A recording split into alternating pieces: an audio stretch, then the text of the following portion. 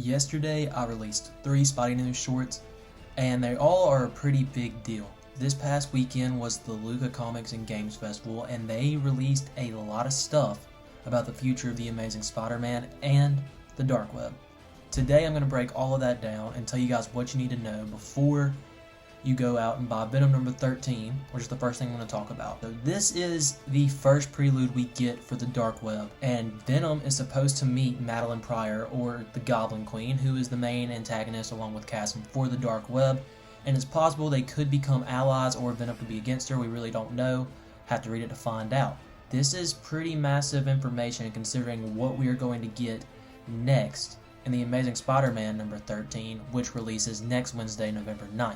This will put an end to the Hobgoblin story that started last issue. But bigger than that, this is the birth of the Gold Goblin. Now in this comic art, it looks like Norman Osborn could very possibly be dead. I don't think he is. There are some people who think Spider-Man or Peter Parker himself will be the Gold Goblin, that Norman Osborn is going to give him the suit. But I doubt that, considering this Dark Web cover art we got showing the reflection of the Green Goblin as the Gold Goblin passes down. So I don't think that part is true. I don't think Norman Osborn dies in this issue, which is big because the Gold Goblin is supposed to play a huge role in the Dark Web.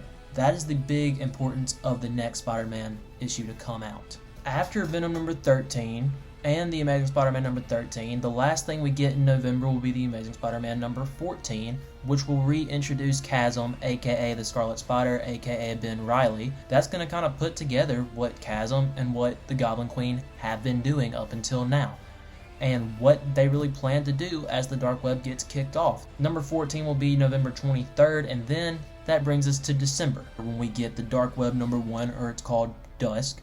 The Amazing Spider-Man 15, which the cover art shows him fighting Venom, which makes people believe that Venom will be teaming up with Chasm and the Goblin Queen.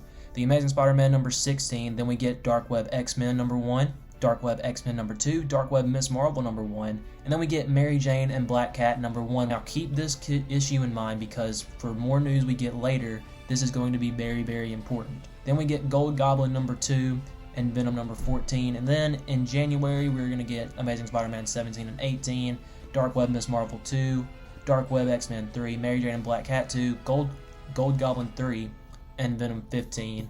February is when the finale stuff starts, Venom number 16 and the Dark Web finale number 1, which the cover art was also released this past weekend, and it looks really amazing. The Amazing Spider-Man number 18. We got that cover art released to us also this past weekend, and it shows the Insidious 6. Now, I don't know much about what this Insidious 6 is. No, it's not the same one from the animated series.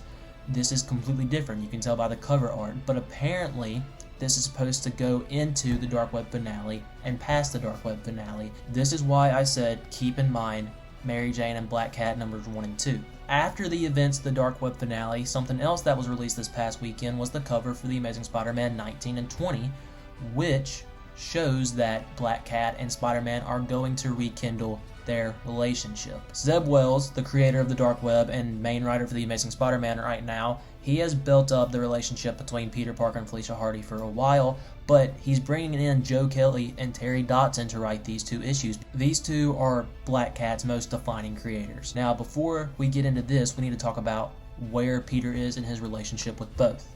So, Peter Parker had to make a deal with Mephisto for Aunt May's life, and that involved him losing his marriage to MJ, which is why they're no longer together. MJ, Felicia, and Peter have been in some sort of love triangle for a long time.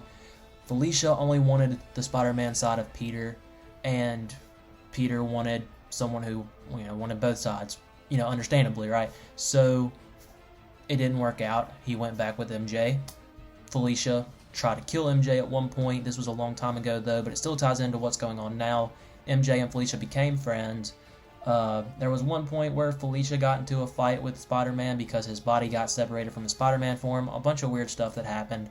But now, here we are with the Black Cat and Mary Jane series coming out. And we don't really know a lot of what it entails, but we know it's very important to the Dark Web because, obviously, Peter's going to make some type of decision where he's going to be with Felicia, because we see what's going to happen after the events of the Dark Web. So this basically covers all of the information that got released this weekend and why it's important to the Dark Web and how exciting the Dark Web actually is. The Dark Web is probably going to be the biggest crossover event we've had in maybe the past 20 or 30 years. And I am so excited for this to get kicked off. I've been waiting for it since this summer when it got announced at Comic-Con, and it is so exciting. So I hope you enjoyed this breakdown of where we're at in The Amazing Spider-Man and what the future looks like for it. And I'll see you guys on the next Spidey News.